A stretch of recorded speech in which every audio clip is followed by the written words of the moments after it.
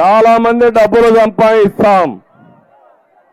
ఆ డబ్బుల్ని సక్రమంగా పేదవారికి ఖర్చు పెట్టకుండా వాళ్ళే చూసుకునే ఈ సమాజంలో సేవాభావంతో ఎవరైతే ఉయ్యూరు శ్రీనివాసరావు గారి ఈ కార్యక్రమానికి శ్రీకారం చుట్టారు. ఆయన ఒక మాట చెప్పాడు, నేను ఆ రోజు నాలెడ్జ్ ఎకానమీ కోసం ఐటీకి ప్రాధాన్యత ఇచ్చాను, చదువుకు ప్రాధాన్యత ఇచ్చాను. ఆయన కూడా చదువుకొని అమెరికాకి వెళ్ళాడు.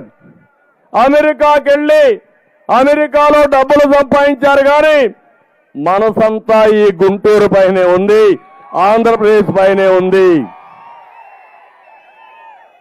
ఇక్కడే గుంటూరులో అన్నా క్యాంటీన్కి పూర్తిగా సహకరించారు.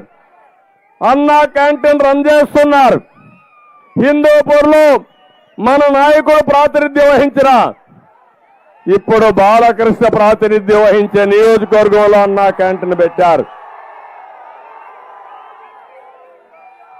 2 అన్నా క్యాంటీన్లు పెట్టి ఈరోజు 3 కోట్ల రూపాయలు ఖర్చు పెట్టి మీకు ఒక సంక్రాంతి కానుక కింద ఒక గిఫ్ట్ ఇచ్చాడంటే దీనికి మనస్ఫూర్తిగా అభినందిస్తున్నానని చెప్పి కూడా నేను మీకు తెలియజేస్తున్నా.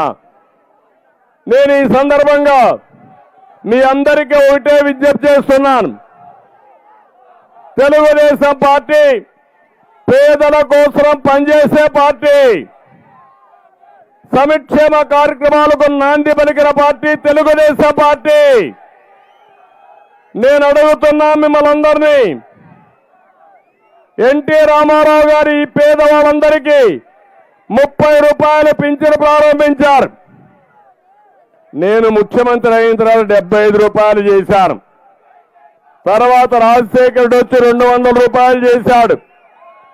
నేను ముఖ్యమంత్రి అవుతానే 200 రూపాయల పింఛన్ని 5 ఏళ్లలో 2000 రూపాయలు చేశానంటే అది పేదవాళ్ళ పైన తెలుగుదేశానికి ఉండే ప్రేమ.